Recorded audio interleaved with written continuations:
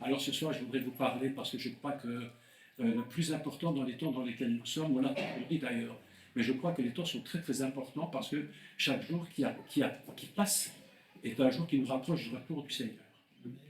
C'est pas un jour qui passe comme tous les jours.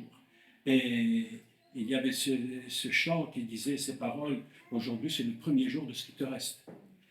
Et c'est vrai que chaque jour est un premier jour. Et si on comprend ce grand principe que chaque jour est un premier jour de notre vie, parce que c'est un commencement nouveau chaque jour. On a l'impression, parfois on parle qu'on fait un recommencement quand on est chrétien, mais en fait on ne fait pas un recommencement, on fait un commencement, puisque Dieu nous remet dans la matrice d'origine. Donc c'est un commencement chaque jour. Et si on pouvait avoir cette idée, on se dirait, mais aujourd'hui c'est le premier jour de ce qui commence pour Dieu et pour nous. Et c'est le but de notre vie, c'est de ne pas vivre en disant, tiens, on refait un jour de plus. Et beaucoup de chrétiens sont là, quand on leur demande comment ça va, on tient un coup, quoi, on tient un coup. Quoi. C'est un peu ce qu'ils racontent, hein, on tient un coup, on tient un coup, mais arrêtez de tenir le coup. Quoi. Arrêtez, dites-vous, je commence et puis je marche, c'est tout. Moi, je ne tiens pas le coup, je tiens pas le coup. Moi, j'avance avec le Seigneur, point final. Et je pense que c'est ça, quand même, notre position que nous devons prendre. C'est arrêter d'être des chrétiens toujours en train de tirer des boulets. Il y aurait tellement de choses à dire sur ça. Et je vous assure que parfois, je ne dis pas que le monde va bien, c'est pas ça, mais je trouve que parfois les gens du monde, l'autre jour, une chose amusante est arrivée, c'est que on m'a invité par surprise, je ne le savais pas, dans une soirée pour aller au restaurant, puis c'était un truc où les gens dansaient et tout. Alors, c'est pas du tout mon truc à moi, mais on était là, bon, bref, voilà. Et puis je regardais ces gens et je les regardais, et puis je me suis dit, mais ces gens, quoi qu'on pense, mais ils étaient là, ils n'étaient pas malheureux. Hein.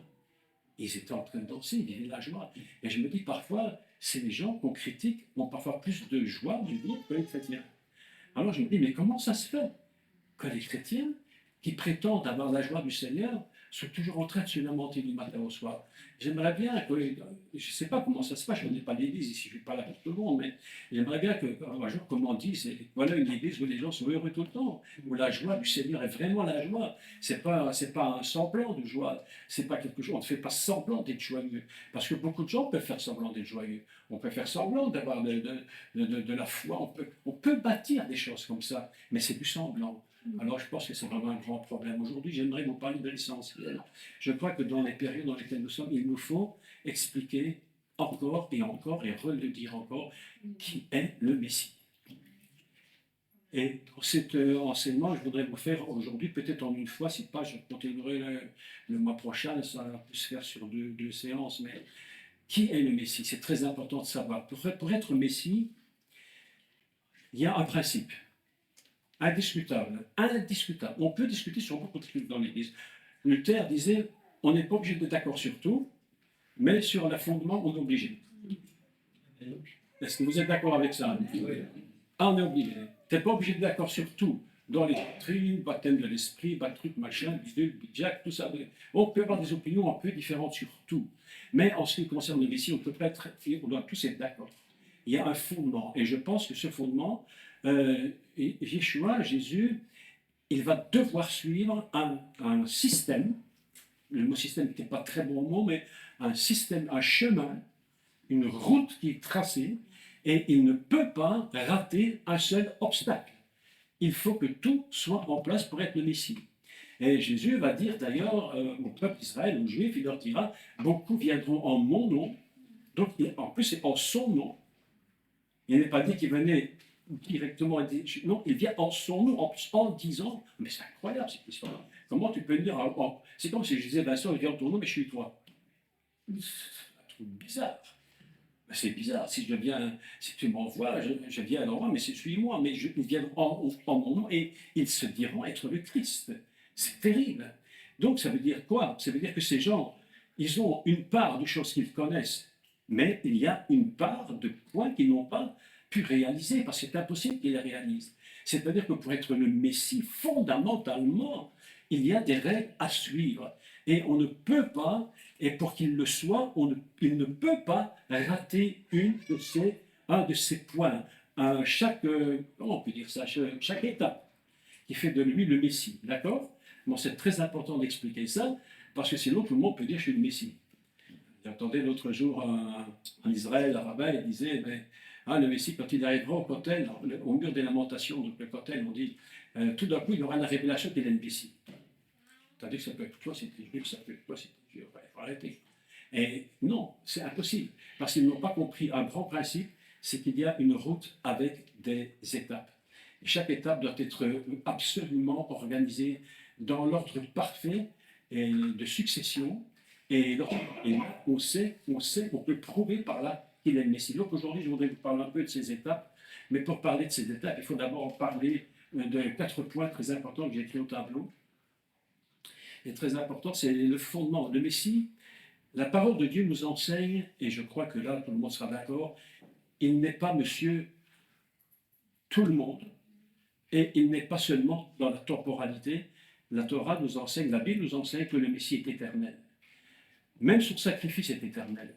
Ce qui est assez compliqué à comprendre, puisque comment un sacrifice qui va être fait dans le temps, à un moment précis, comment peut-il être dans le temps et à la fois dans l'éternité? C'est compliqué à comprendre. Donc c'est déjà une première règle. Il faut que le Messie, même s'il le fait dans le temps, parce qu'il y a un moment où il devra se sacrifier et ressusciter, mais il faut savoir que fondamentalement, c'est éternel. C'est-à-dire que Dieu ne dit pas subitement, tiens, le monde a un problème, il faudrait bien que j'envoie quelqu'un qui serait le Messie pour essayer de sauver l'histoire. Non, non, Dieu ne dit pas, je vais essayer de sauver ce qu'on peut sauver. Dieu, de toute éternité, il est sauveur, créateur.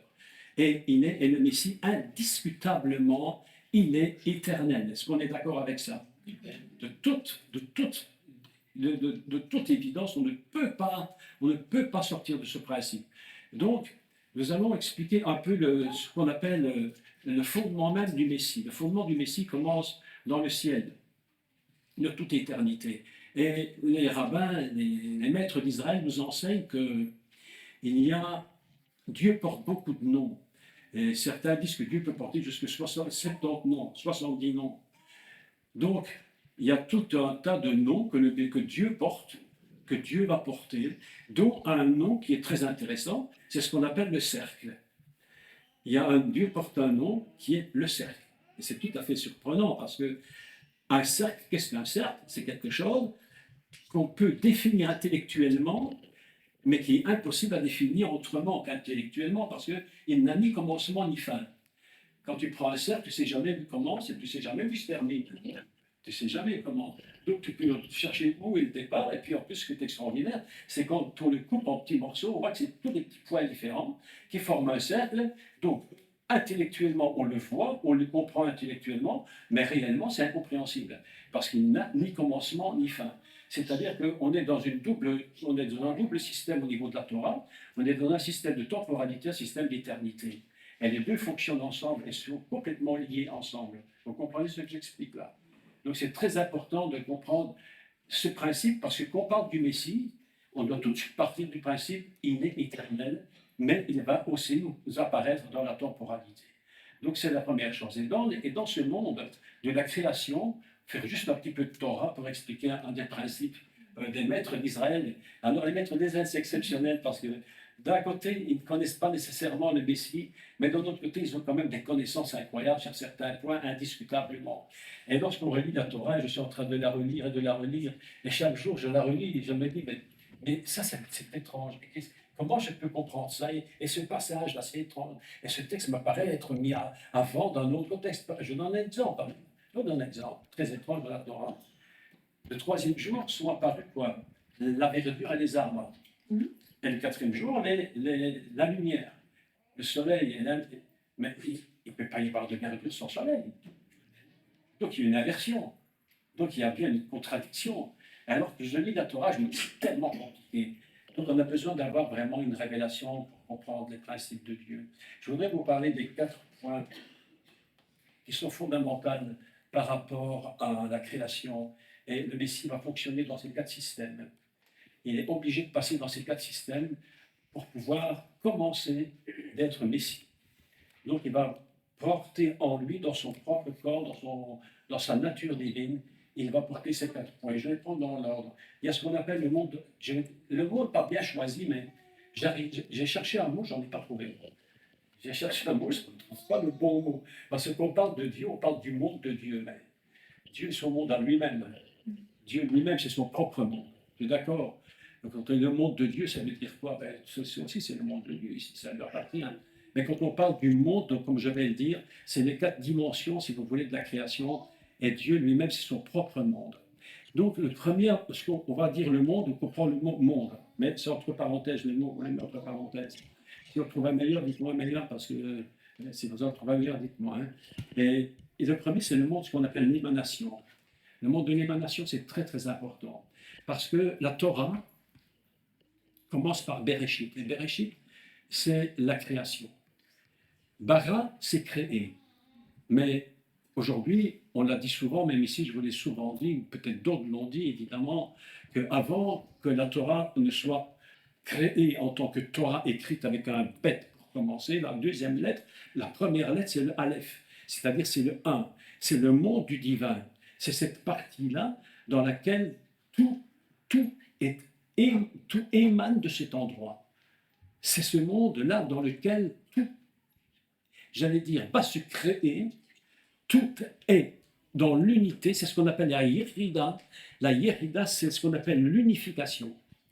Le monde de Dieu dans le monde de l'émanation, c'est un monde de tout. C'est comme une espèce de magma qui bouge, divin, on ne peut pas imaginer. Ça bouge de partout, c'est vivant, c'est impressionnant. Il y a quelques années, je ne sais pas si je vous l'avais dit ici, je le répète parce que pour ceux qui ne l'auraient pas entendu, pour les autres, c'est un rappel, mais il y a quelques années, j'étais très inquiet. Je me posais la question, tu vois, Laurent, je me disais, mais je posais la question au Seigneur, j'ai dit, mais qu'est-ce que c'est que l'eau d'en haut?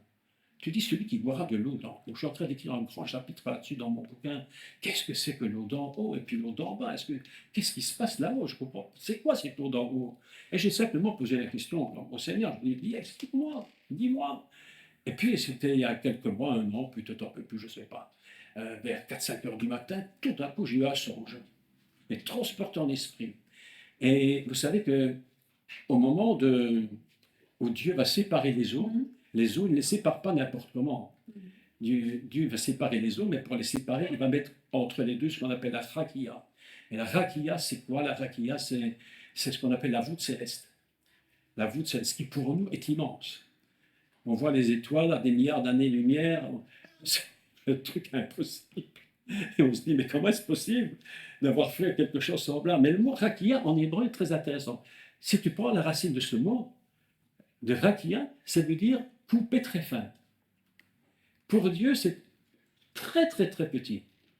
Et il dit ça, c'est simplement pour séparer en haut et en bas. C'est incroyable. Alors, déjà, pour aller sur Mars, c'est déjà toute une histoire. Imaginez pour aller sur la planète de la galaxie qu'on ne connaît même pas, parce qu'en fait, Dieu dit, pour moi, c'est très fin. Ça s'appelle la rakia. C'est plat. En fait, le mot signifie très plat. C'est incroyable, inimaginable. Et donc, je suis là, et le matin, vers 4-5 heures du matin, tout d'un coup, je suis transporté en esprit, et je traverse cet endroit, cette rakia, mais il n'y a que par l'esprit qu'on peut traverser ces choses-là. Et mon esprit se transporte de l'autre côté, et en arrivant de l'autre côté, ça prend une fraction de seconde, et je me tiens là-haut, et je regarde en haut, et qu'est-ce que je vois en haut? Je vois un océan infini, qui n'a ni commencement ni fin, un immense océan. L'océan n'était pas en bas, parce qu'ici l'eau est en bas. Elle reste en haut si c'est des nuages, mais autrement elle est en bas. Et l'océan ne peut pas être en haut. Mais là-haut, je le regarde et il était en haut. Et je regarde cet océan. Et cet océan était très étrange parce que c'était comme des cercles d'eau qui faisaient une unité incroyable et qui faisaient comme un cœur qui bat.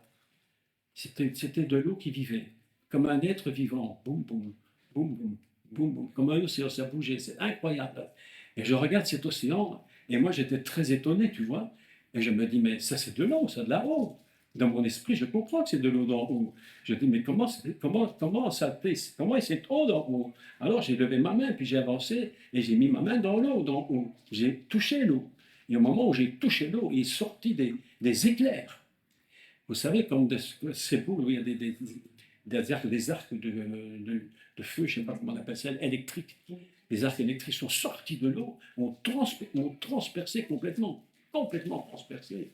Et tout à coup, je me suis retrouvé, j'étais de nouveau revenu sur Terre, en une fraction de seconde, c'était très rapide, et je regardais le ciel, et au moment où je regardais le ciel, j'étais ici-bas, Et tout d'un coup, il s'est mis à pleuvoir, une pluie du ciel incroyable, incroyable, incroyable. Et j'ai compris une chose, c'est qu'il y a entre guillemets, un monde là-haut que nous connaissons en partie. Elle m'applaudit, c'est très bien, c'est formidable. Et il y a un monde là-haut qui est le monde de l'émanation divine. Et de cette émanation, tout existe et tout sort de là. Et fondamentalement, le Messie lui-même vient de cette émanation. Ce n'est pas une invention. Christ, le Mashiach, n'est pas une invention de Dieu.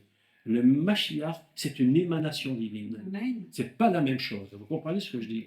Ce n'est pas la même chose. Beaucoup de chrétiens, et ce matin, j'étais parti, j'ai rencontré une dame, je devais la voir, et puis c'est une catholique qui tout d'un coup a décidé une jeune dame d'ailleurs, une trentaine d'années, je pense, a décidé d'aller à la messe. Elle a dit, j'ai besoin de Dieu, j'ai besoin de Dieu. Je ne lui ai pas dit, ne va pas à la messe. J'ai dit, Dieu fait son chemin dans chacun d'entre nous. Il faut être très prudent, hein. Il ne faut pas dire, ah, attention, il faut être très prudent. Dieu fait son chemin. Et son cœur, elle avait besoin de Dieu. Et je me suis rendu compte qu'il y a des gens qui ont besoin de Dieu. Ils ont ce désir de chercher Dieu. Alors qu'en réalité, il n'y avait rien qui l'apportait à ça. Je me suis dit, mais c'est quand même extraordinaire ces gens qui ont besoin de trouver cette connexion avec le divin. Et j'ai compris que, en fait, le Messie, je dis ça pour dire quoi? Que souvent les gens dans les églises catholiques, même protestantes, évangéliques ou autres, pas tout le monde bien sûr, le Messie n'est pas nécessairement ce qu'on pourrait attendre de croire qu'il est réellement. C'est souvent une approche très religieuse. On peut croire dans le Seigneur, vous savez, on peut y croire, mais on peut y croire dans une approche religieuse. Et on sait qu'il existe, probablement, mais c'est souvent extrêmement religieux. Alors que la réalité, c'est que Christ n'est pas une création, n'est pas une invention. Christ, c'est une émanation. Dieu n'a pas dit, tiens, je serais bien petit Messie, on aurait bien besoin. Quoi. Il a dit, non, Christ est l'émanation fondamentale. De lui, et l'apôtre Paul avait compris ce niveau d'émanation, de lui est-il écrit, de lui, tout existe. Paul dit, tout est par lui, tout est pour lui, rien n'est sans lui, tout, il est lui-même l'émanation fondamentale. Et si nous avons dans nos églises une approche du Messie, émanation divine fondamentale, alors ce n'est plus une approche de je viens à l'église parce que Jésus est là. Je viens parce qu'il est l'émanation de Dieu. C'est très compliqué à expliquer avec des mots humains, parce qu'on rentre dans un monde, on rentre dans le monde du Aleph, c'est-à-dire de la Yérida. Ce qu'on appelle la Yérida, ça vient de Yached, qui est un mot qui signifie l'unique. Quand tu dis donne-moi ton fils, ton unique, Yached, donne-moi ton fils, Echad, le un. Et ce monde de la Yérida, c'est l'unification. C'est ce que les sages appellent le monde de tout est unifié. Il n'y a rien qui peut sortir de l'émanation. Tout existe là-haut. Toute notre vie est fondamentalement sortie de l'émanation. Nous n'avons pas été tout d'un coup inventés parce que monsieur et madame ont dit tiens, on se ferait bien un enfant, etc. Et puis voilà, le bébé va naître. En réalité, je voyais cette petite-là qui applaudit là. Elle ne sait même pas ce qu'elle fait, mais c'est absolument incroyable. Je ne sais pas si vous imaginez ce que ça représente, mais c'est incroyable. Un bébé comme ça, construit par des parents, évidemment, mais fondamentalement, c'est l'émanation de Dieu qui produit ces choses. Tout est produit là-haut. Tout vient de ce monde de l'émanation, qui est le monde du fondement. Et si nous comprenons ça, nous passons d'une autre dimension. Nous n'allons plus à l'église parce qu'on va à l'église, on va à la rencontre de la nature même de Dieu. Je rentre dans la nature de Dieu. Je me dis, Seigneur, fais-moi rentrer dans ta présence. Cette présence incroyable. Et je pense que Moïse, lorsqu'il était sur la montagne, il est rentré dans ce monde de l'émanation. Il est rentré dans une dimension absolument inimaginable. Parce que si on n'est pas dans ce monde-là, il est impossible de donner les paroles qu'il a données et de bâtir la Torah comme il l'a donnée. La Torah, ce n'est pas une invention qui est venue sur terre. La Torah, elle est venue fondamentalement de ce monde et de l'émanation, elle va descendre sur terre. Et Moïse est rentré dans une dimension absolument incroyable. Et pourquoi? Et qu'a vu Moïse? Qu'a vu Moïse là-haut, dans ce monde incroyable? il faudrait étudier. Écoutez, je vais vous dire un truc fou, mais il faudrait passer vraiment du temps à étudier ce qui s'est produit sur la montagne. La Bible nous en donne quelques extraits, quelques images. Elle dit qu'il y avait des ténèbres et de l'obscurité. C'est pas la même chose, ça. Si c'était que l'obscurité, il aurait dit l'obscurité, point barre. Ou c'était ténèbres, c'est des ténèbres. Pourquoi il dit l'obscurité des ténèbres? C'est pas normal. Quelque chose qui n'est pas clair. Là. Il y a une double action bizarre. Et il y avait des éclairs, il y avait des tremblements de terre. Il s'est produit quelque chose. Je crois sincèrement que Moïse est rentré dans un monde, dans ce monde divin. Et là, qu'est-ce qu'il a vu? La parole nous enseigne, la Torah nous enseigne, fais selon le modèle que tu as vu. Mais c'était quoi le modèle? C'était ce qu'il a vu là-haut. C'était quoi? Le tabernacle. Fais selon le modèle que tu as vu. Mais c'est quoi le tabernacle? Le tabernacle, c'est le Messie. Écoutez-moi bien. Est-ce que vous comprenez ça? Le tabernacle, c'est pas une tente comme toutes les tentes. C'est le Messie. Tout. C'est pourquoi les rabbins appellent le tabernacle anthropomorphique. C'est-à-dire un tabernacle qui n'est pas seulement du tissu et du bois et de l'or, c'est une personne. C'est une personne. Et vous allez voir que dans tout le cheminement du Messie, il va falloir que le Messie passe par toutes les étapes pour qu'il lui-même on se rende compte qu'il est le tabernacle. Il est le tabernacle. Qu'a vu Moïse dans ce monde de l'émanation? Il a vu le Messie. C'est pourquoi Yeshua dira plus tard, Moïse a écrit de moi. Il n'a pas dit Moïse a écrit des petites histoires, il n'a pas dit Moïse a écrit... Non, il n'a pas dit Moïse a écrit la loi, mais pourtant c'est vrai. Il n'a pas dit Moïse a écrit des mitzvot, c'est vrai aussi, mais il a dit Moïse a écrit de moi. Donc c'est bien le Messie qu'il a vu dans ce monde de l'émanation. Tant qu'on n'aura pas compris que le Messie est une émanation fondamentale, eh bien on aura toujours une faiblesse par rapport à qui est le Messie. Et on aura toujours un Messie plus ou moins, parfois plus, parfois moins, religieux, dénominationnel, etc., avec tout ce qu'on peut dire. Mais la réalité, c'est que le Messie dépasse toute l'imagination. Et plus nous réfléchissons à qui il est, mais plus on se dit, mais en fait, je ne te connais pas vraiment. Et souvent, je dis, mais qui es-tu, toi, le Messie? Mais qui es-tu? Et là, on essaie de comprendre un peu qui il est. Donc, je suis en train d'introduire le chemin du Messie pour vous montrer d'où il vient. On ne peut pas expliquer comment il fonctionne sur Terre. Si on ne comprend pas d'où il vient, c'est impossible. Vous imaginez que le Messie sur Terre, souvent je vous l'ai dit, mais il ne parle jamais de temporalité, sauf pour parler des temps de la fin, lorsqu'il va donner la saison de son retour. Mais à part le temps de la fin, il explique son retour et tout ça, il dit toujours, et il va dire une chose incroyable, tu sais, il va dire, parce que je vous annonce la parole, écoute ça, déjà vous avez l'éternité. Ah, je me dis, c'est quoi cette histoire-là? Donc tu me parles de la parole, du royaume de Dieu. Combien de paraboles m'étaient données sur le royaume? Mais c'est quoi le royaume de Dieu? Fondamentalement, c'est une fusion entre le monde de l'émanation. Écoutez bien, je vais vous dire un truc. Écoutez bien. Alors, le royaume de Dieu, selon Yeshua, comment il l'explique? Il faut faire attention parce que on peut l'expliquer uniquement dans un système intellectuel où on explique basiquement le royaume de Dieu est semblable à ceci, semblable à... Donc ce sont des images de la terre.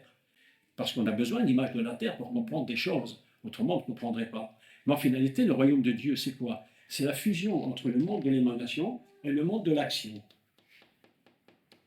Et quand le monde de l'action et de l'émanation fusionnent, alors Yeshua est en train de donner des paraboles. Et ça, c'est puissant. Parce que la parabole qu'il nous donne sur le royaume de Dieu, ce n'est pas simplement une histoire pour nous faire comprendre. C'est une fusion de l'émanation du royaume céleste avec ce qui est terrestre. Et ce qui est extraordinaire, que Jésus va dire à un moment donné, il va dire, certains qui sont au milieu de vous ne mourront pas qu'ils aient vu le royaume.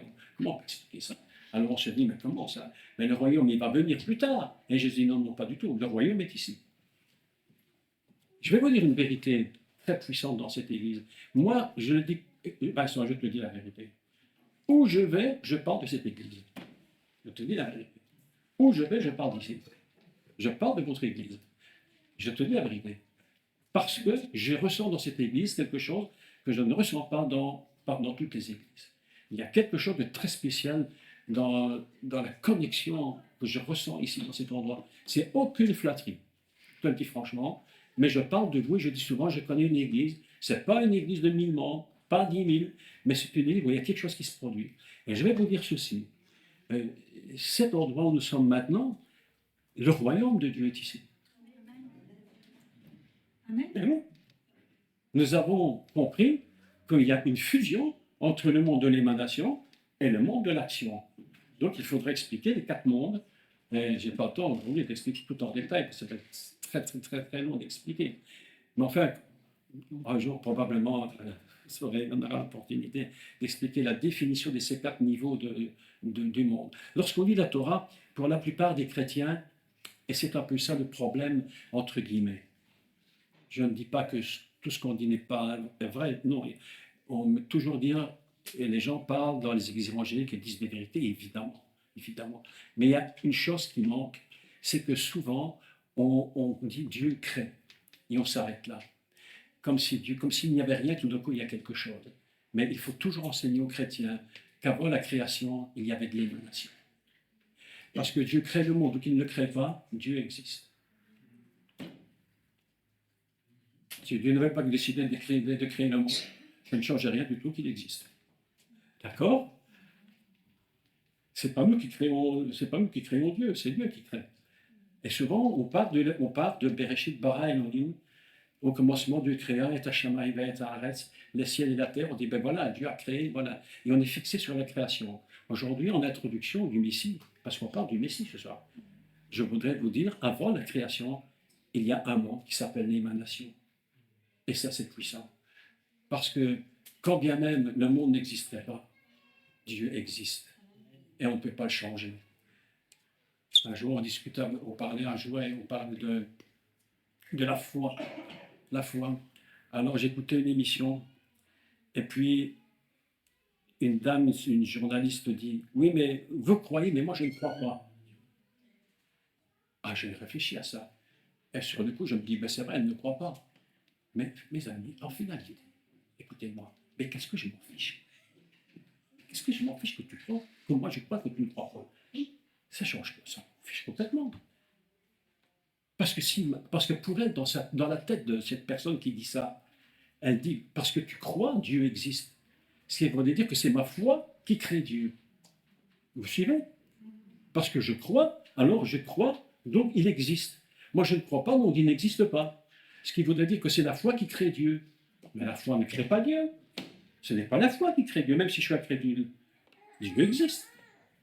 Donc, je me suis dit, mais si j'avais été là, je lui aurais répondu, mais ma chère dame, entre vous et moi, il y a quelque chose qui fonctionne très bien. Il y a une relation entre l'incrédulité et la foi. C'est que ma foi ne crée pas Dieu, et votre incrédulité ne l'annule pas non plus.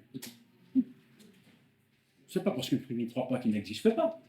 Moi, je crois, je ne crée pas Dieu. Toi, tu n'existes pas, tu n'empêches pas qu'il existe. Dieu existe. Point, c'est final. Ça s'appelle le monde de l'émanation. Et c'est de là que nous devons beaucoup insister. Et moi, je le crois vraiment. Nous devons beaucoup insister auprès des chrétiens. Dire, attention, Dieu a créé la terre, mais même s'il ne l'avait pas créée, ça n'aurait rien changé du tout à ce qu'il est. Et la notion messianique fondamentale, le Messie est de toute éternité.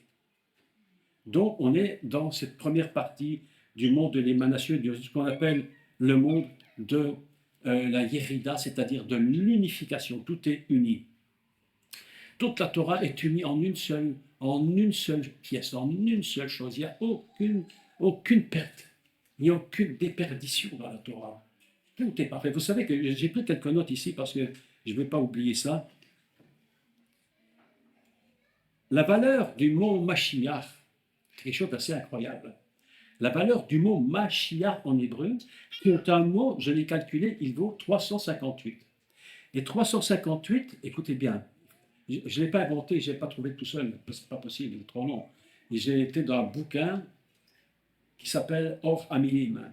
Or Hamilim, c'est un livre qui signifie la lumière des mots.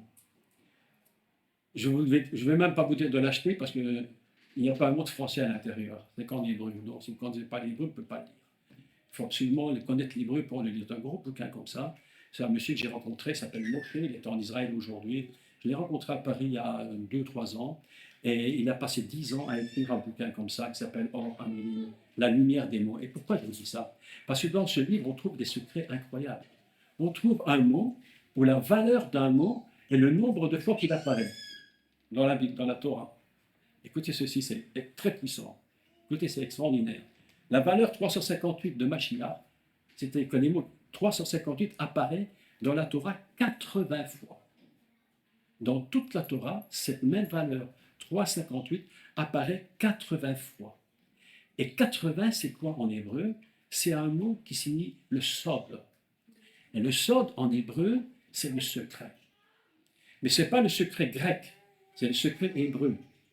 Ce n'est pas la même chose. Le secret grec, c'est quoi le secret grec? Le secret grec, c'est déjà un secret, je ne le dis à personne. Le secret grec, c'est quand je te dis à ton oreille, je te le dis, mais ne le dis pas. Et la personne va dire à l'autre, je te le dis à toi, mais ne le dis pas. Et comme ça, oui, c'est ça le secret grec. Hein. Mais le secret hébreu, le sod, c'est un secret que Dieu donne pour être dévoilé. C'est pourquoi le mot sod a la signification d'un secret. Il signifie une délibération. Quand Dieu décide quelque chose, un secret, mais Dieu dit, je vais délibérer sur l'état du monde. Dieu délibère sur le monde, il le regarde. Ça également, le dessein. Nous avons tous une destinée. Et notre destinée, elle est souvent cachée. Je suis persuadé, je ne vais pas me tromper, mais je suis persuadé que lorsque tu étais tout jeune, à 10 ans, tu ne pensais pas être pasteur. Oui ou non? À 30 ans, peut-être? Tu as commencé. Ça veut dire quoi? À 60? Oui. Ça veut dire quoi? Que le secret du dessein, c'est un secret qui se dévoile progressivement. Ça s'appelle le sod. Et le sod, tu sais quoi? Le sod se trouve dans le monde de l'émanation. Là-haut, il est complètement caché en Dieu. Il est complètement caché en Dieu. Le Messie, c'est un secret. C'est le secret de Dieu. Personne ne sait qui il est. Avant que le Messie ne vienne, personne ne sait qui il est. Il est caché dans l'émanation divine. Mais progressivement, il se révèle. Tu comprends? C'est beau, ça. Ça, c'est magnifique. Et ainsi, notre destinée, la tienne, la mienne, d'ailleurs, notre destinée est assez surprenante, Rachel. Pourquoi? Parce que quand tu t'es marié avec Daniel, ben, il y a 25 ans, tu n'y pensais même pas. Ce serait ton mari. Et pourtant, un jour, il est devenu ton mari. Ça veut dire quoi? Ça veut dire qu'il y a un secret. Et ce secret se dévoile progressivement. C'est ça pourquoi le mot sod est égal à 80 fois le mot Mashiach. La valeur du Messie nous dévoile qui nous sommes et notre dessein. 80 fois dans la Torah. C'est pas magnifique ça? Et 80, c'est quoi? 80, c'est plus que 7, c'est la valeur 8. C'est-à-dire c'est au-delà de la nature. C'est au-delà du naturel. On est rentré dans l'éternité, dans le surnaturel de Dieu. Et je vais te dire, je vais vous dire ceci, même un ministère comme pasteur, enseignant, prophète, c'est surnaturel. Écoutez-moi, nous ne devrions jamais faire un ministère, je dis ça pour toi qui es jeune, on ne devrait jamais faire un ministère dans le naturel, mais dans le surnaturel. Parce que notre fondement même, il vient de l'émanation. Cette église est une église qui vient de l'émanation divine. Amen. De toute éternité. Vous croyez qu'elle existe depuis que vous avez le bâtiment? Pas du tout. Elle existe de toute éternité. Amen. Je vous dis la vérité. C'est pourquoi nous ne sommes plus dans la création de l'église. Je suis en train de vous parler de l'émanation fondamentale. Et cette émanation, c'est quoi? C'est le Messie. Cette église, c'est le Messie. C'est incroyable. C'est pas l'église, oui, c'est l'église l'eau vive. Mais l'eau vive, c'est qui? C'est le Messie. C'est le Messie. C'est pourquoi cette introduction est un peu longue, mais je suis obligé d'expliquer ces choses parce que je crois que le temps est venu aujourd'hui, surtout maintenant dans les temps très compliqués qui viennent. Nous avons besoin de remettre bien en place qui est le Messie, d'où il vient. On n'est plus là pour essayer de faire de la religiosité. J'expliquais pour le baptême, on n'est pas là pour faire des baptêmes, pour faire des baptêmes. Dans mon bouquin, tu verras, il se termine. Hein. Je travaille beaucoup. J'explique le baptême. Le baptême, c'est très complexe, le baptême. Parce que même le baptême, qui fondamentalement est quelque chose de, entre guillemets, religieux, est passé carrément dans un monde, n'importe quoi. Même les étudiants font des baptêmes. On ne sait même plus ce que ça veut dire. Donc dans nos églises, nous devons être très prudents. On fait des baptêmes de tout, de n'importe quoi. Aujourd'hui, dans nos églises, nous devons faire des baptêmes, mais pas des baptêmes pour des baptêmes. Ça n'a rien à voir. Nous devons passer dans un autre monde. Vous savez ce que c'est un baptême? Tout bien. C'est sortir du monde de l'émanation pour arriver dans le monde de l'action. Je sors de l'émanation divine, là où Dieu me met, quand je suis pardonné de mes péchés, il me remet dans ce monde de l'émanation et dit, là, maintenant tu es en moi. Maintenant tu es en moi maintenant. Et maintenant tu vas sortir de nous. Et tu sors du baptême. Et tu sors et tu rentres dans le monde de l'action. Amen.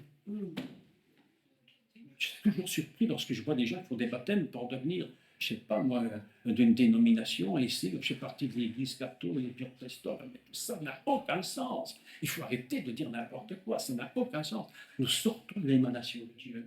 C'est ça le baptême. Et lorsqu'on sort de l'émanation, je vous en parlerai après, si j'ai du temps, sinon la fois prochaine. Alors, qu'est-ce qui se produit là-haut? La matrice se déchire. La matrice se déchire. C'est pourquoi il est écrit dans la Bible que lorsque Yeshua sortit de l'eau, le ciel s'ouvrit. La matrice s'est déchirée. Et une voix est venue. Quelle voix?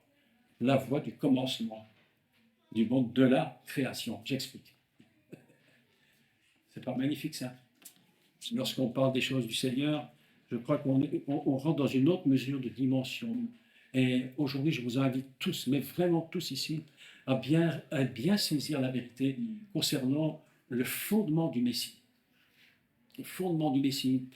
Avant, et je dis entre guillemets avant, je mets le mot avant entre guillemets, c'est fondamentalement la nature même de l'émanation divine. Cet endroit que nous ne comprenons pas, cette nature divine qui est constamment en action, on ne la comprend pas, c'est compliqué. On met sa main dans l'eau, on reçoit une décharge incroyable, et c'est absolument extraordinaire. Bon, je vais vous raconter quelques petits trucs quand même, hein, des petites histoires, c'est pour vous montrer comment fonctionne le Seigneur. Il y a un an, d'ici plus ou moins une année, je priais et la nuit, tout d'un coup, j'ai un songe. Il m'est arrivé quelques fois là, vraiment des visions du ciel. Et ce songe était assez incroyable. Je me trouvais dans une très grande salle de concert, une grande salle de spectacle. Et il y avait du monde dans cette salle. Et puis, vous savez comment sont les salles des théâtres. Vous avez la salle qui descend, puis la scène. Et puis, il y a deux rangées d'escaliers. Vous connaissez un truc. Hein. Et j'étais dans cette salle, là, une salle, j'étais tout seul, il y avait du monde partout, c'était rempli, j'étais là. Et puis j'étais là et je chantais. Et vous savez ce que je chantais dans mon songe? Je chantais l'Éternel est mon berger, je ne manquerai de rien. Vous connaissez cette mélodie? Oui. Vous connaissez cette mélodie? Et je chantais juste ces paroles-là. Et dans mon songe, ça durait très longtemps. Hein. Probablement c'était court le songe, mais dans mon esprit c'était très long. Et je ne chantais que ces paroles. L'Éternel est mon berger, je ne manquerai de rien. L'Éternel est mon berger, je ne chantais que ça. Puis à un moment donné, j'ai chanté, je chantais. Puis à un moment donné, les paroles ont changé, je ne comprenais même plus ce que je disais, mais je savais que c'était ça. Et je chantais dans une langue que je ne savais pas, mais c'est pas. Et au moment où on commence à chanter, vous savez ce qui s'est produit? Le ciel s'est ouvert, tout doucement. Le secret de Dieu s'est ouvert. Et j'ai vu des filets d'eau couler sur les escaliers. Des filets d'eau couler. Et puis je continuais à chanter, l'Éternel est mon berger, je ne manquerai de rien. Et je chantais que ça. Et puis je partais dans des langues que je ne savais pas, mais je savais que je chantais ça. Je ne comprenais rien, mais je savais que c'était ça. Tout d'un coup, c'est devenu des ruisseaux. Et puis tout à coup, c'est devenu des véritables rivières. Et puis à un moment donné, dans le son, je me suis mis à chanter. Et tout d'un coup, le toit du théâtre a disparu. Et la pluie est tombée en torrent. Et je me suis réveillé, j'ai dit, Seigneur, qu'est-ce que c'est que cette histoire? Et j'ai compris que ce que Dieu veut pour nous, dans notre ministère, quel qu'il soit, même nous, même simplement chrétiens, parce qu'on a tous quelque chose à faire pour le Seigneur, c'est que nous touchions ce monde de l'émanation, nous touchions profondément ce niveau-là, parce que c'est là-haut que toute la puissance vient. C'est là que nous sommes complètement remplis du Saint-Esprit. Le baptême de l'Esprit, c'est le monde l'émanation qui se déverse sur nous. Alors ça, c'est très important. Et puis, le secret de Dieu, le sod, c'est également un mot qui signifie le conseil. Le secret, c'est aussi le conseil. Et c'est très étrange parce que parfois, on donne un conseil et en donnant un conseil, on dévoile du secret. Tu as remarqué? Quand on fait parfois, on voit des gens et on leur parle, tu les conseilles en même temps que tu les conseilles, le secret est en train de se révéler. C'est un peu ce que je pourrais peut-être appeler le don de parole de connaissance. Je ne sais pas si c'est vraiment ça, mais c'est peut-être un peu ça qu'on fait. Et le secret se dévoile parce que c'est puissamment dans ce monde de Dieu où il connaît, il sait tout. Et lorsque nous rentrons dans ce monde, il peut nous révéler ces choses. Et aussi, le secret, la dernière chose que le mot sot signifie, c'est le mot confidence. C'est très beau le mot confidence parce que lorsque nous sommes dans le cœur de Dieu, Dieu nous fait des confidences. Ah, ouais, ouais, ouais, ouais. Il te dit, Laurence, quelque chose à te dire. Mais je te le dis qu'à toi. C'est que toi qui peux savoir. Ah ben oui. Il te dit, attention, je te dis, attention. Mais je ne le dis qu'à toi. C'est un secret que j'ai gardé de toute éternité, mais je te le dis. Je te le dis. Écoutez, je crois qu'il y a des choses, très sincèrement, je crois qu'il y a des choses que Dieu ne dit pas à tout le monde. Il y a des choses que Dieu nous dit et que nous ne devons pas dire aux autres. Il y a des choses que Dieu nous révèle et que Dieu n'a pas besoin de révéler à tout le monde. Les secrets, les confidences du Seigneur, les confidences de Dieu. Parce que parfois, Dieu veut nous dire quelque chose qui ne regarde personne. Ça ne regarde personne. Il n'y a rien de pire. Un jour, j'étais dans une église, il y a des années de ça. Un pasteur s'est levé, il a commencé à raconter une histoire de quelqu'un qui avait fait quelque chose qui n'était pas juste à ses yeux, et probablement peut-être pas juste, mais vraiment, évidemment. Et puis il a fait en public devant tout le monde. Comme ça, à brûle pour point. C'était terrible. Mais l'humiliation est terrible. Et moi, je pense qu'il faut être très prudent avec tout ça, très prudent malgré tout, et que le secret, c'est le Messie. Et le Messie n'aime pas nous humilier méchamment en public. Il y a des choses qu'il nous dit en secret. Je te dis, je te parle en secret, je te dis. Parfois, quelque chose qui est que nous ça regarde. Parfois, quelque chose qui nous encourage, mais sans secret. C'est pourquoi j'aime beaucoup le mot de l'émanation, parce que ce mot de l'émanation contient toute la nature du Messie. Et c'est dans cette dimension que nous comprenons véritablement ce qui est caché à l'intérieur. Et progressivement, Dieu nous révèle, il nous conseille par des conférences, il va délibérer, on fait ça. Vous savez, Dieu est comme ça. Hein? Ce n'est pas le Dieu qui dit c'est comme ça, il est non. Il sait comment nous fonctionnons. En tout cas, moi, je sais comment on fonctionne, j'ai appris. Et c'est progressivement que Dieu nous fait avancer doucement dans notre vie, parce qu'il sait très bien que du jour au lendemain, tout n'est pas possible. Tout n'est pas possible du jour au lendemain. C'est un progrès tous les jours. Nous sommes en lui et nous progressons en lui. Nous ne sommes pas arrivés. L'apôtre Paul dit, je cours pour atteindre le but. Je ne dis pas que j'y suis arrivé, dit Paul, mais je cours pour l'atteindre. C'est-à-dire que notre vie, c'est une vie de secret, de confidence divine. Moi, j'aime beaucoup quand mon épouse me fait des confidences. Ah, ben oui. J'aime beaucoup, elle me fait des confidences, mais ça ne regarde que moi. Mais c'est ça le secret. Le secret, c'est lui et nous ensemble. C'est pourquoi le mot secret, c'est 80 fois la valeur du nombre 358 qui vaut le mot Mashiach. C'est magnifique, ça. Mais c'est pas splendide. Regarde. Ça va? Un petit peu de temps. Alors, c'est magnifique. Dans le prophète Amos, au chapitre 3, verset 7, un texte magnifique, où il est écrit que Dieu ne fait rien. Dieu ne fait rien sans révéler ses secrets. Dieu ne fait rien. Vous entendez ça? Oui. Il ne fait rien sans révéler ses secrets à ses serviteurs, les prophètes.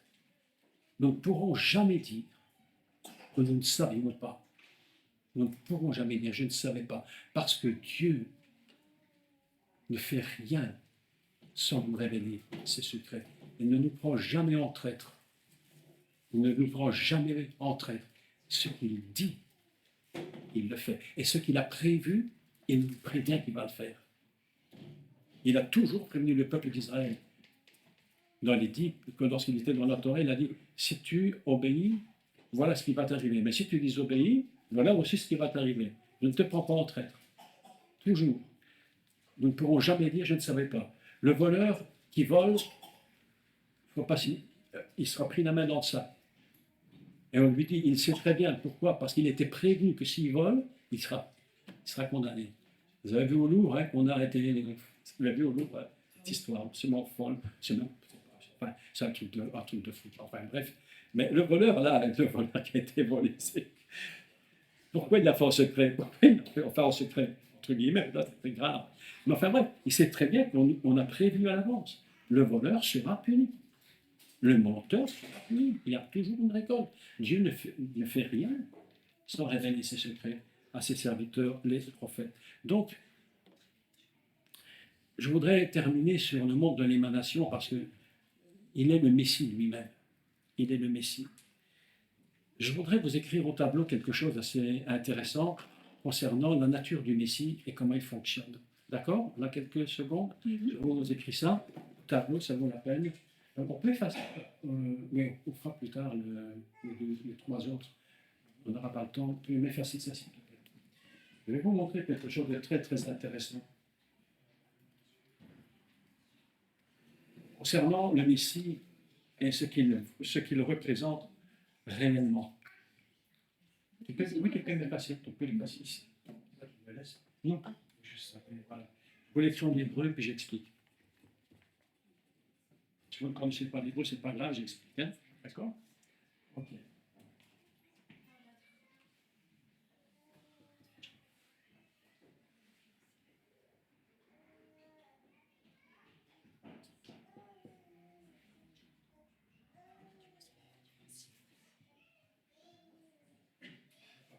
Pas le nôtre? Non.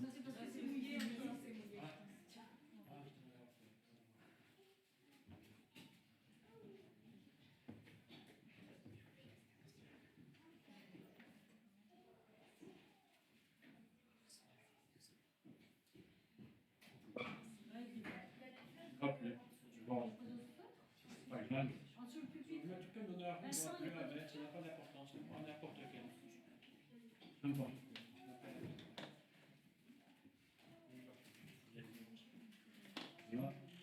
Ah oui, même la rouge, ça n'a pas d'importance. Oui, merci. Merci. Même la rouge, ça n'a pas d'importance. Juste pour qu'il fonctionne. Je vous montre ceci.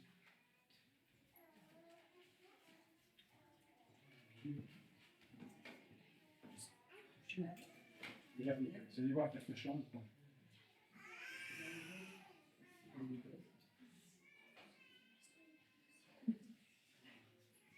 Ici, on a une phrase en hébreu. Je vais l'écrire.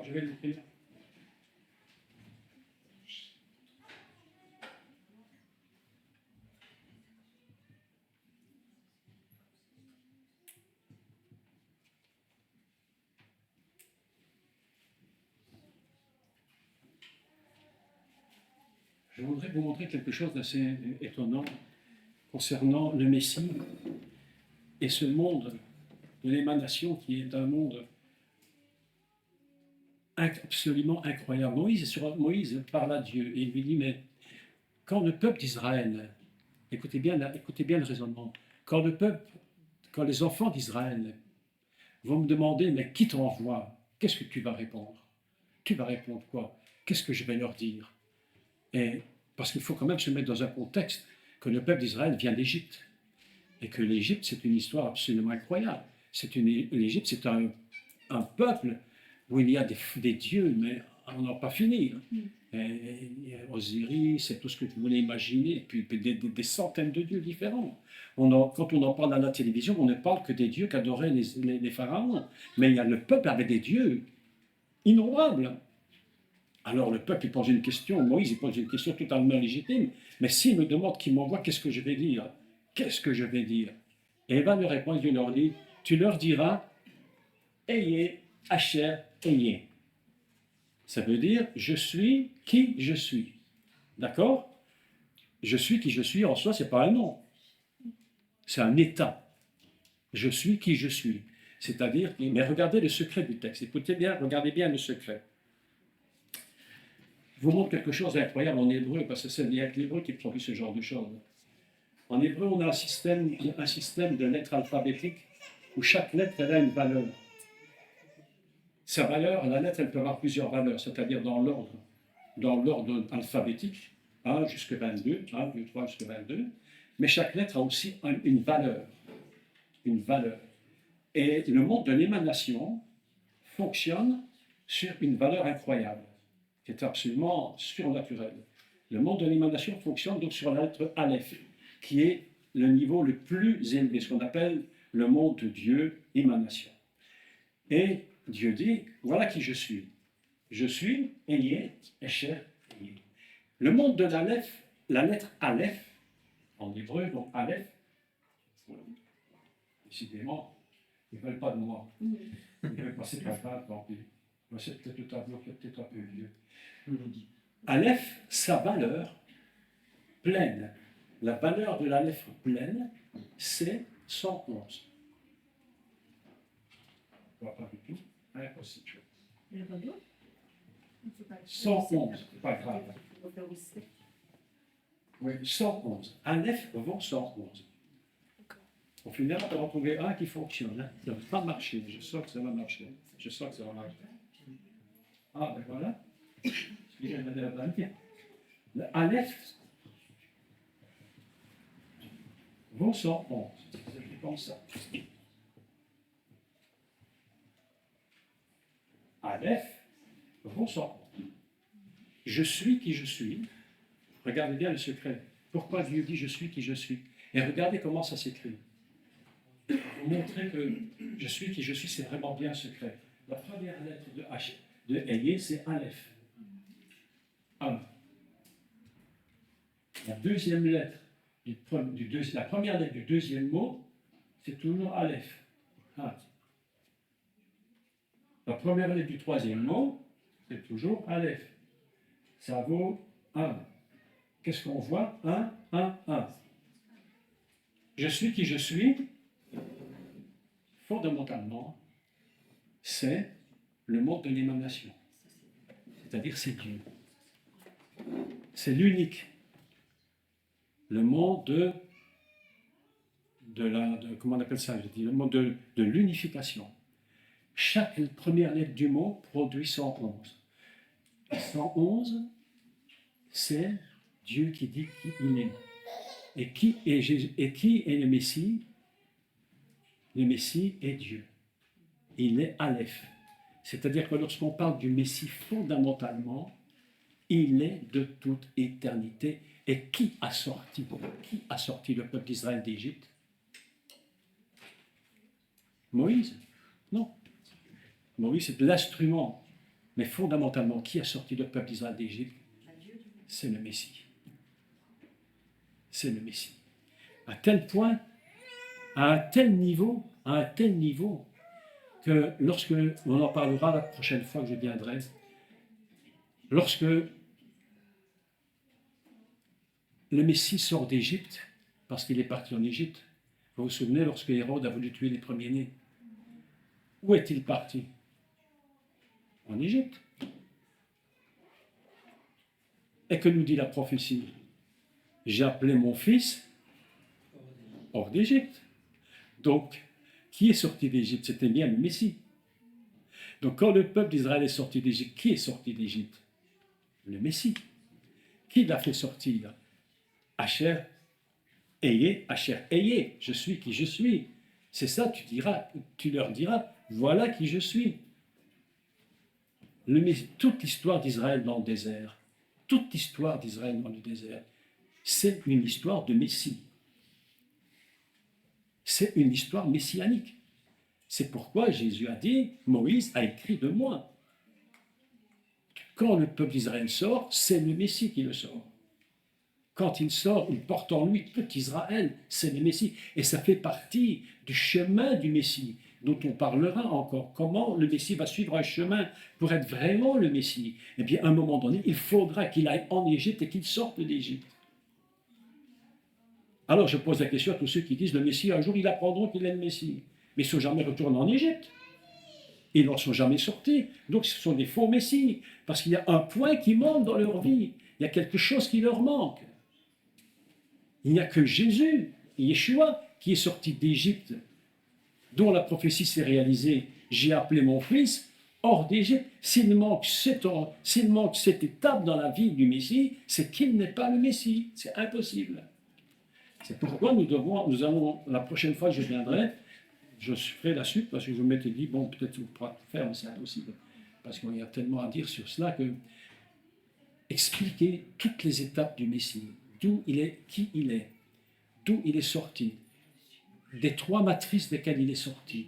Le Messie devra sortir de 3 matrices, etc., etc., etc., jusqu'à un moment donné que tout soit accompli parfaitement. Et à ce moment-là, on pourra dire, il est le Messie, indiscutablement. Un homme pourrait porter toutes les étapes. Il en manque une seule, il n'est pas le Messie. Impossible. Vous comprenez ça? Tellement important. Il faut que toutes les étapes soient accomplies. Et d'ailleurs, Yeshua dira, tout est accompli. Et quand il dit tout est accompli, ça veut dire tout. Ça veut dire tout mon chemin depuis le monde de l'émanation, en passant par le monde de la création. Et la prochaine fois, j'essaierai d'apprendre du temps pour vous parler du monde de la création. Et puis, après, on essaiera de voir si c'est possible de faire le monde de la formation et puis le monde de l'action. Et tout ça forme un ensemble dans lequel le Messie va fonctionner pour qu'il soit vraiment le Messie. Et ce que je trouve formidable, et je crois que c'est ça qui est important aujourd'hui, c'est d'apprendre que le Messie n'est pas une histoire d'église. Ce n'est pas une histoire d'église. Le Messie n'est pas une histoire d'une dénomination. Le Messie, c'est pas ça. Le Messie, c'est autre chose que ça. Mais si demain, écoutez, si demain toutes les églises devaient disparaître, parce qu'on dit que les gouvernements fermeraient toutes nos églises, ça changerait quoi en finalité? Qu'est-ce que ça changerait? Est-ce que le Messie ne serait pas le Messie? Ben oui. Est-ce que Dieu ne serait pas Dieu? Ben oui, il serait toujours Dieu. Yeshua serait toujours Yeshua. Souvent, c'est quand les églises se ferment que les gens sont les plus fervents. Je ne sais pas pourquoi. Il faut dire que l'esprit contradictoire dans la tête des gens. C'est pourquoi je pense qu'aujourd'hui, ce qui est important dans cette église et dans toutes les églises, je crois, c'est que nous apprenions que le Messie, ce n'est pas une histoire d'église, ce n'est pas une histoire de religion, ce n'est pas des récits qu'on raconte, même si c'est vrai qu'ils existent. Ce n'est pas tout ça. Le Messie, c'est fondamentalement l'émanation divine profonde. Il est celui qui dit « Je suis celui qui suis ». C'est lui le Messie, celui qui a parlé à Moïse. Et quand Dieu parle à Moïse, l'histoire de Moïse est trop incroyable. Moïse monte sur la montagne 7 jours. Vous avez vu ça? Il monte 7 jours sur la montagne, tout alors. Et il attend dans l'antichambre, hein, comme on va chez le médecin. Hein. On attend dans la salle d'attente avant que le médecin nous dise « Entrez ». Et là, tu reçois le diagnostic, hein, et puis le médicament si tu en as besoin. On est dans l'antichambre, et Moïse monte sur la montagne, la Torah nous enseigne qu'il est monté 7 jours. Et il était dans la gloire, il attendait. Et il avait dit au peuple, ne touchez pas la montagne, ne même pas la toucher. Il faudrait expliquer tout ça, c'est important. Et il monte sur la montagne, il attend là 7 jours. Et puis une voix qui vient et la nuée descend. La nuée, c'est absolument incroyable. La nuée, c'est puissant. La nuée, le mot nuée en hébreu, c'est anan. Et le mot anan, c'est un mot très simple. Hein. Ça signifie un nuage. Tout simplement. Et un nuage sur la montagne. Et une voix sort du nuage. Elle dit Moïse, Moïse, viens. Wow. 7 jours dans la salle d'attente et 40 jours dans le cabinet du médecin pour avoir le diagnostic, non pas de lui, mais du peuple. Et Dieu lui parle 40 jours sur la montagne. Et 40 jours incroyables dans un monde absolument extraordinaire. Et le monde de l'émanation, dans lequel Moïse est rentré, il fonctionne sur 2 systèmes, et je clôture avec ça, sinon ce sera très long à expliquer tous les détails, les redétails, mais le monde de l'émanation fonctionne sur deux images qui nous sont données dans la Torah. C'est les ténèbres, on appelle ça Rocher. Rocher, c'est les ténèbres, et l'obscurité. Alors, qu'est-ce que c'est les ténèbres? C'est quelque chose d'absolument incroyable, parce que la seule définition des ténèbres qu'on a dans la Bible, qui nous dit réellement ce que c'est les ténèbres, vraiment ce que c'est les ténèbres, c'est en Égypte. Lorsque le peuple d'Israël, le peuple d'Égypte était 3 jours dans les ténèbres. C'était tellement incroyable qu'il est écrit, écoutez-moi bien, ils sont restés assis 3 jours sans bouger. Ils étaient sur une chaise 3 jours sans bouger. 72 heures sur une chaise. Personne ne bougeait, même pas les animaux. C'était tellement dense, et les ténèbres, la véritable ténèbre, elle est tellement dense qu'elle prend une matérialité. La Bible dit que vous pouvez la toucher avec les mains et la sentir. Elle était devenue matérielle, tellement c'est noir. Alors là, il y a un secret qui se cache dans les ténèbres. C'est que Dieu nous dit, j'habite dans les ténèbres. Waouh, t'habites dans les ténèbres, Dieu. Mais est-ce que les ténèbres, c'est pas mauvais? Mais pas du tout. Les ténèbres, fondamentalement, Dieu dit, c'est moi qui les ai créées. Et j'en fais ma demeure. Ah bon? Tu fais ta demeure des ténèbres. Donc c'est pas si mauvais que ça. Et Dieu va, il y a toute une explication pourquoi Dieu sépare dans les ténèbres. Et une part qui est là-haut, une part ici-bas. Bref, j'arrête là-dessus, autrement c'est trop long. Et puis on est dans la deuxième chose dans la montagne, c'est qu'il y a de l'obscurité. Donc l'obscurité, c'est plus des ténèbres. C'est quoi l'obscurité? C'est-à-dire que même si j'étais à la lumière dans cette pièce, il y a toujours un peu de lumière qui vient de quelque part.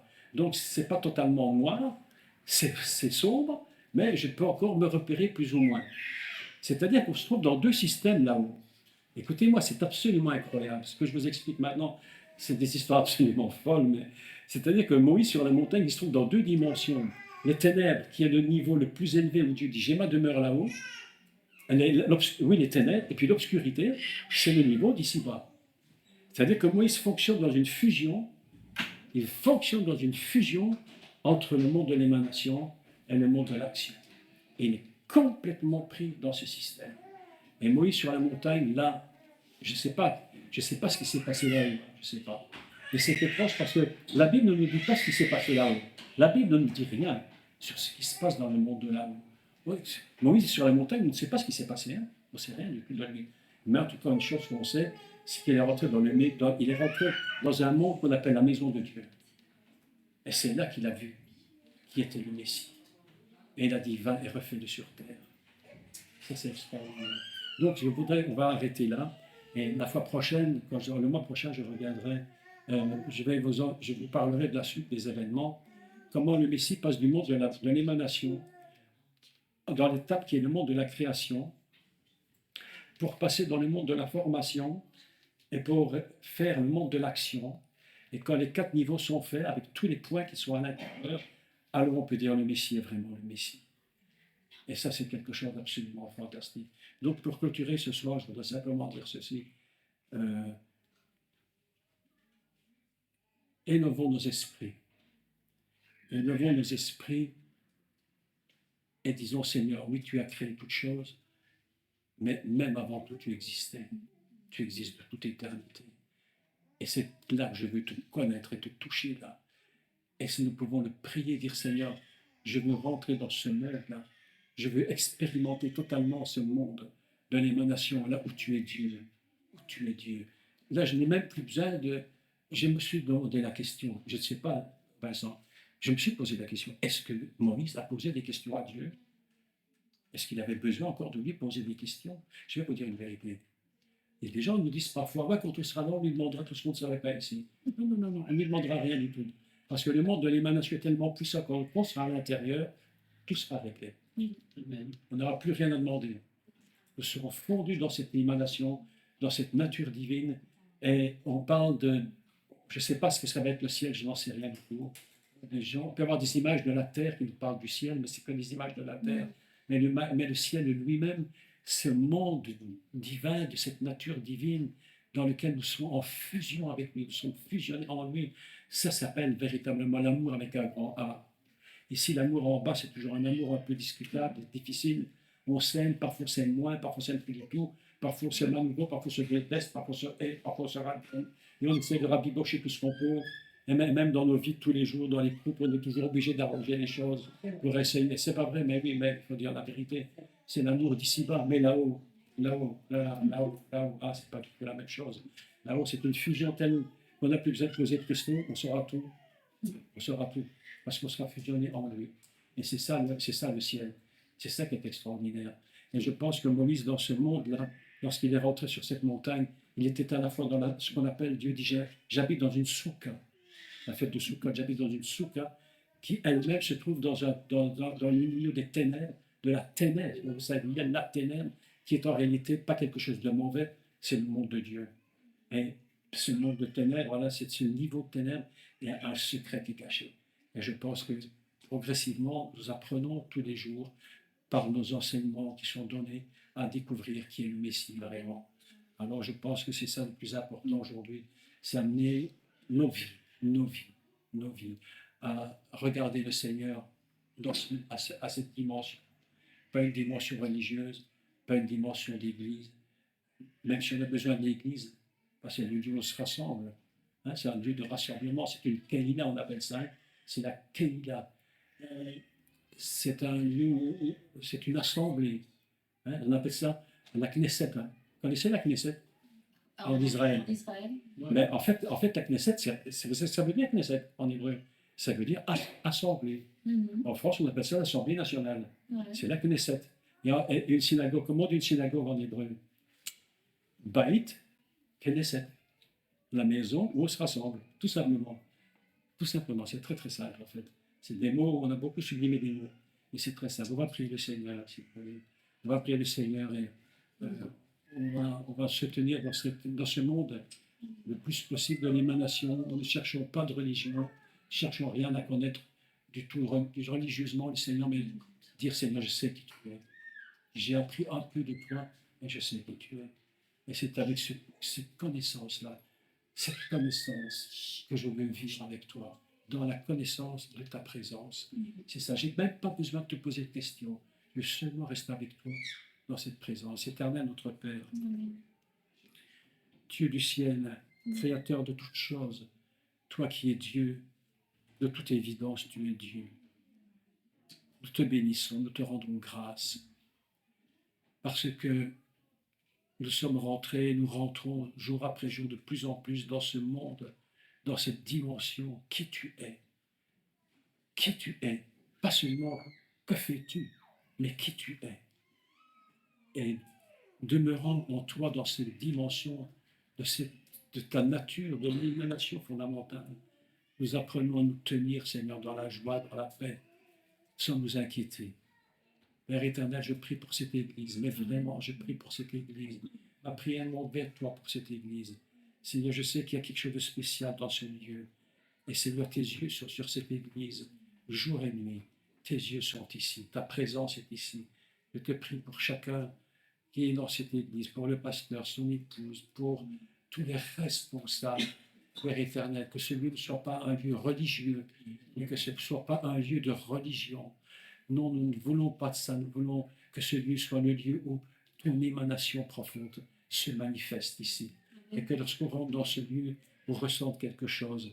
Et Père, nous prions ensemble et nous ordonnons à tout ennemi de ne pas toucher cet endroit, de ne pas toucher cet endroit, parce qu'ici, au milieu de cette église, se trouve l'arbre de la vie, ce arbre qui donne la vie de Dieu dans cet endroit.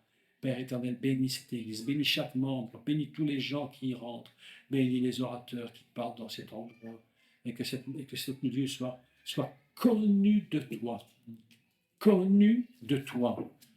Tes yeux sont ici, Père, et je te remercie pour cela. Et nous bénissons cette Église dans le nom qui est au-dessus de tout nom et qui a dit « Je suis celui qui suis ». Père, cette Église fonctionne dans l'éternité, je le crois. Bénis-la, bénis tous les responsables et tous les membres qui assistent à cette réunion et manifeste-toi puissamment. Au nom de Yeshua, notre Sauveur, nous avons prié. Amen. Amen. Amen. Amen. Amen.